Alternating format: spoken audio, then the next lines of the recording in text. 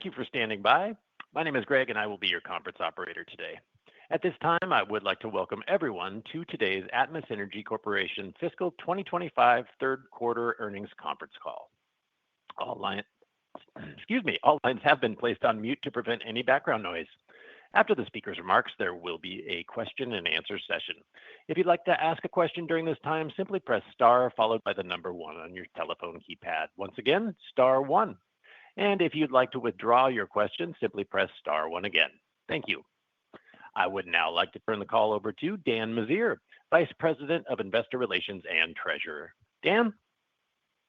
Thank you, Greg.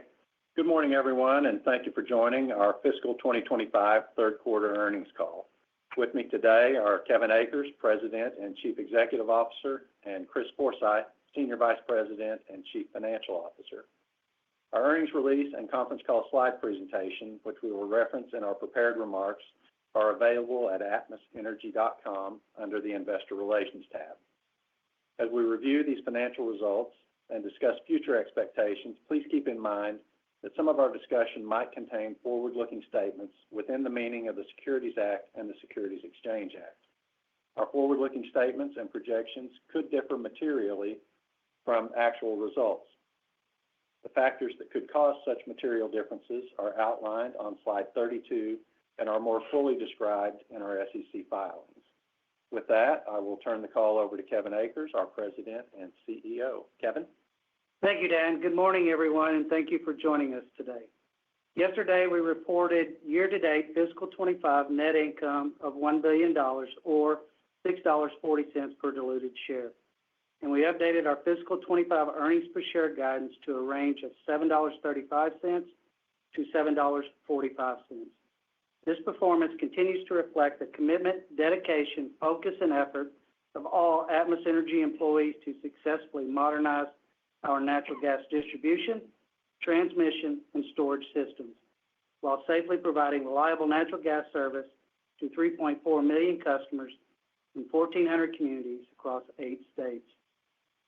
The Texas Workforce Commission reported in July that the seasonally adjusted number of employed reached 14.3 million. Texas again added jobs at a faster rate than the nation over the last 12 months ending June, adding over 198,000 jobs, representing a 1.4% annual growth rate. We also continue to see the value and vital role that natural gas plays in economic development across our service territories. For the 12 months ended June 30, 2025, we added nearly 58,000 new residential customers, with almost 45,000 of those new customers located here in Texas. Commercial customer growth remained solid as well, with approximately 575 new customers connecting to the system during the second quarter and over 2,500 new customers connecting to the system fiscal year to date. Industrial demand for natural gas in our service territories also remained strong. During the third quarter, we added 3 new industrial customers. In fiscal year to date, we've added 22 new industrial customers with an anticipated annual load of approximately 3.4 BCF once they're fully operational. On a volumetric basis, this load is comparable to adding approximately 67,000 residential customers. During the third quarter, APT entered into a contract to transport natural gas to a customer that will generate on-site power to serve a data center in the Abilene area. The data center is expected to be fully operational by the end of the calendar year. And at that time, we anticipate APT will provide approximately 30 BCF of gas annually to support this data center. As a reminder, revenues earned from this contract are included in APT's rider rev mechanism. Therefore, 75% of this revenue will benefit APT's LDC customers. Our consistent performance reflects the vital role we play in every community, that is safely delivering reliable and efficient natural gas to homes, businesses, and industries to fuel our energy needs now and in the future. During the third quarter, our customer support associates and service technicians received a 97% satisfaction rating from our customers, reflecting once again the exceptional customer service they provide each and every day. Our customer advocacy team and customer support agents continued their outreach efforts to energy assistance agencies and customers during the first 9 months of the fiscal year. Through those efforts, the team helped over 48,000 customers receive nearly $17.5 million in funding assistance. Additionally, Atmos Energy has been named 2025's most trusted brands by data analytics and advisory firm Escalent. Escalent surveyed residential natural gas customers, electric and combination customers of the 148 largest U.S. utility companies. Atmos Energy placed first among all 40 utilities in the South region and received the highest score by any utility in any region nationwide. Before turning the call over to Chris, I want to briefly comment on recent Texas legislation, House Bill 4384, that became effective on June 20th, 2025. At a high level, this legislation authorizes a gas utility to defer for future recovery as a regulatory asset, post in-service carrying costs, depreciation, and ad valorem taxes associated with the unrecovered gas gross plant for non-eligible 8209 capital investments such as new customer growth and system expansion. This legislation also instructs the Railroad Commission to adopt rules to implement Section 104.302 of the Utilities Code as added by this Act no later than the 270th day after the effective date of this Act. Before the passage of this legislation, approximately 45% of our total capital spending qualified for Rule 8.209 treatment. Applying the language of this legislation means that approximately 80% of our capital spending is eligible for Texas deferral treatment. We believe most of the new capital covered by this legislation is associated with APT. We are currently in the process of updating our fiscal 26 capital budget in a 5-year plan, and we will provide a full update to the 5-year plan during our fourth quarter earnings call in November. As I turn the call over to Chris, I want to share that our hearts and prayers continue to be with our teammates, families, and neighbors in the San Angelo, Kerrville, Ingram, Burnett, and other communities that were tragically impacted by the floods. No words can fully comfort you and the community for your loss, but please know that we as your teammates, friends, and neighbors stand alongside you in support and are here to lend a helping hand. Chris, over to you. Thank you, Kevin, and good morning, everyone.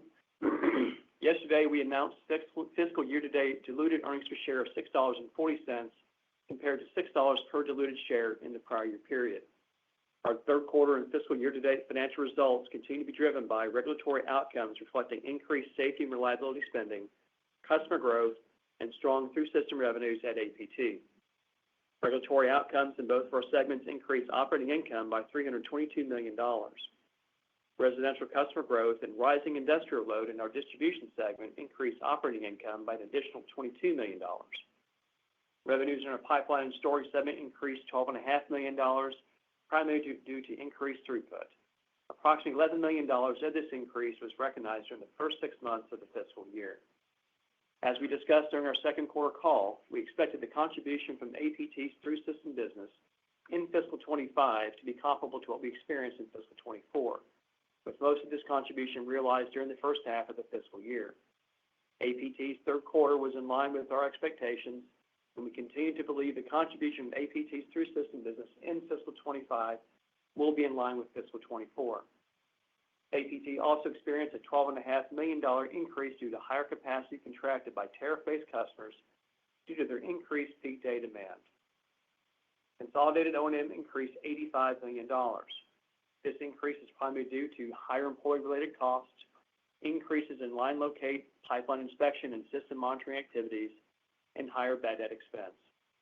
As a reminder, we recognize a $14 million non-recurring reduction in bad debt expense in the first quarter of fiscal 24, resulting from a regulatory change in how we recover our bad debt expense in Mississippi.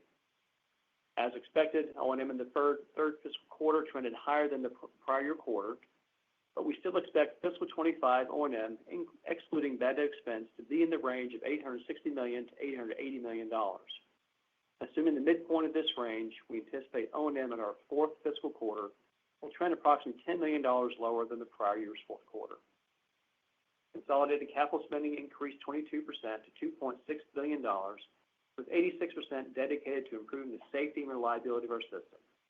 This increase reflects higher safety and reliability spending and higher spending to support customer growth in both of our segments.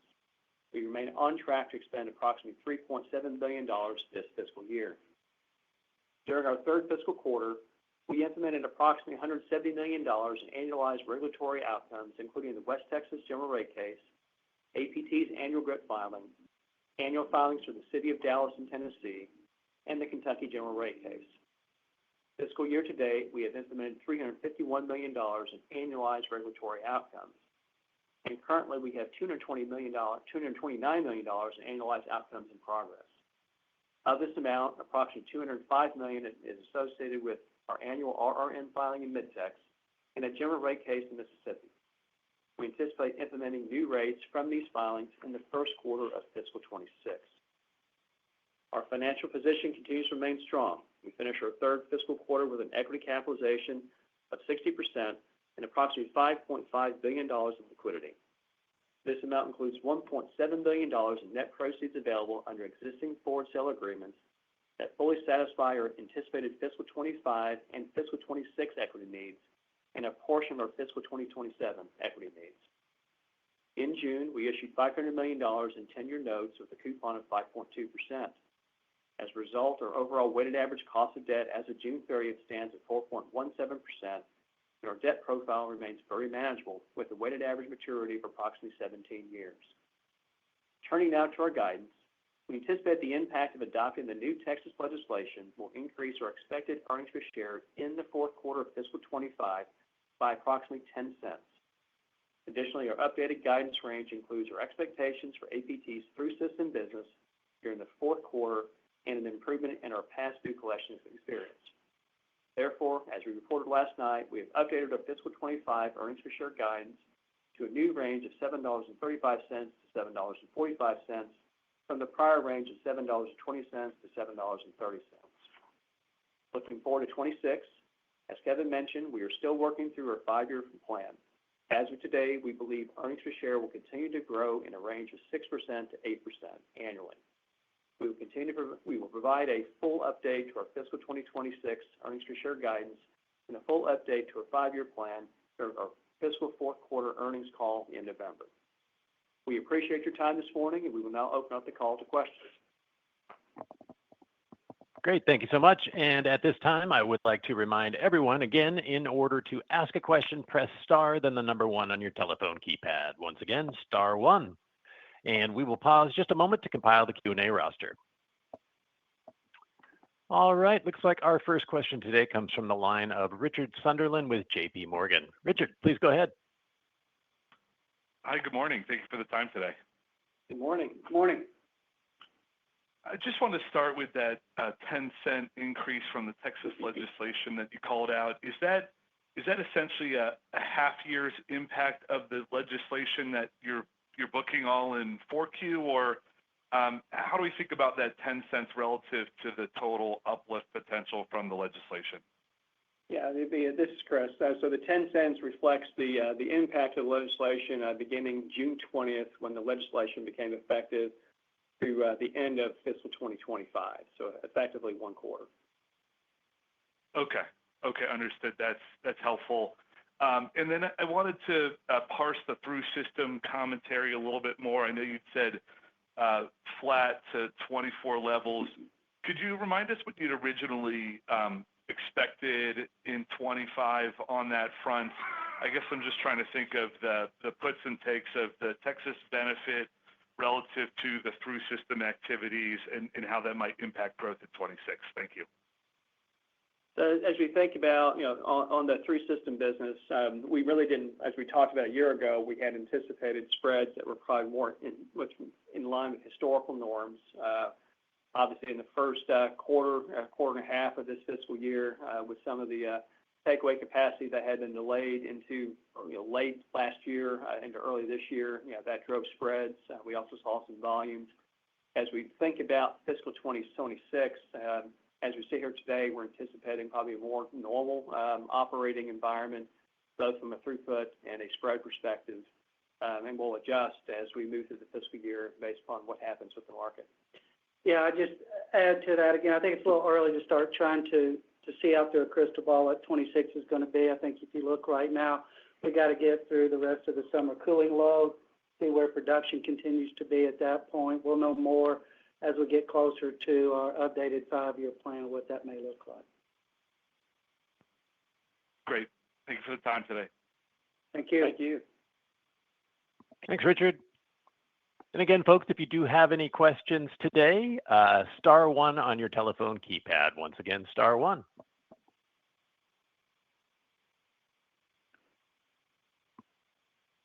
All right. Looks like our next question comes from the line of Christopher Jeffrey with Mizuho Securities. Christopher, please go ahead. Hi, good morning, everyone. Just wanted to follow up on the project discussed in the Abilene area with the data center. Just curious if you could kind of size up how big of a capital outlay that would be, whether you're seeing other potential projects like that in, throughout the system. Again, as we said on our previous calls, we continue to get inquiries in almost every state that we have right now, and they continue to go back and forth. Some of them are standalone, some of them are grouped together. But again, we'll continue to report on those once we have signed contracts and agreements to deliver natural gas service. But inquiry continues to be strong across the service territory. It's a matter of when those projects actually are signed and ready to break ground on those. As we move into the rest of the calendar year and into next year, we'll see how the load continues to develop on those. That particular project there in Abilene, and again, we may have a little bit more additional clarity on growth of that load as we finish up our 5-year plan.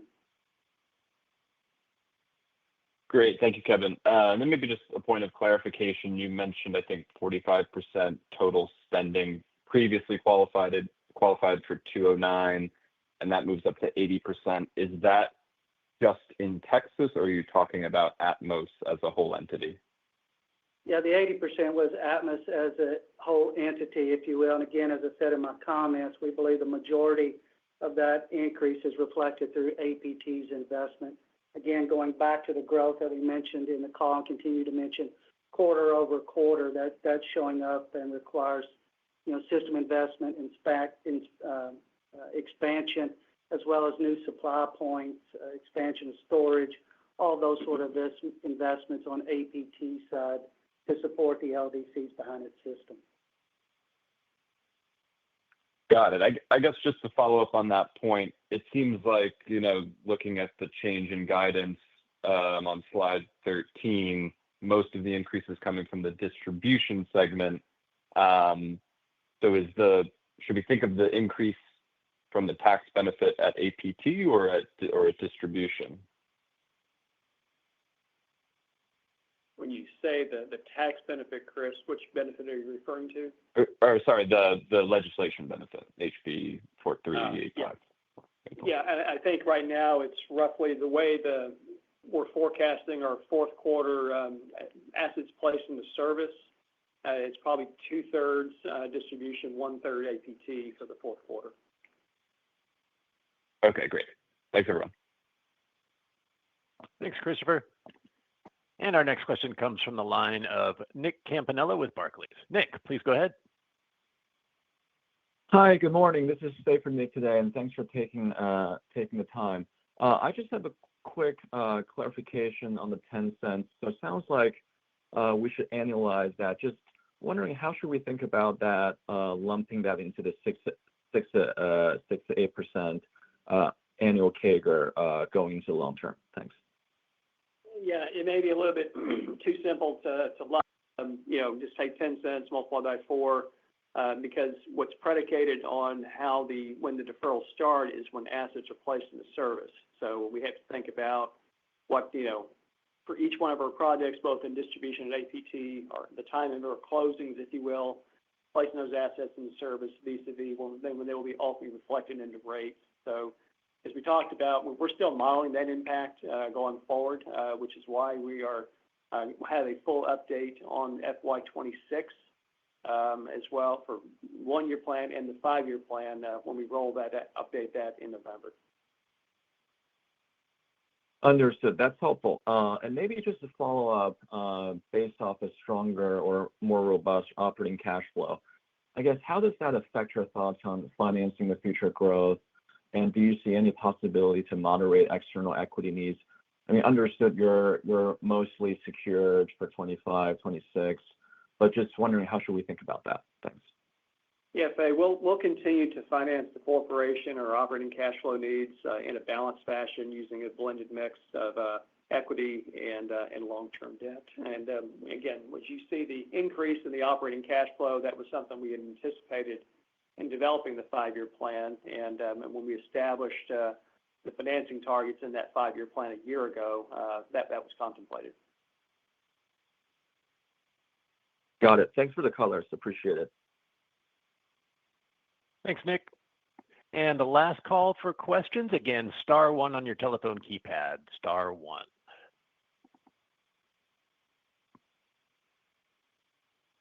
Going once, going twice. Okay. There are no further questions, so I will now turn the call back over to Dan Meziere for closing remarks. Dan? We appreciate your interest in Atmos Energy, and thank you again for joining us this morning. The recording of this call is available for replay on our website. Have a good day.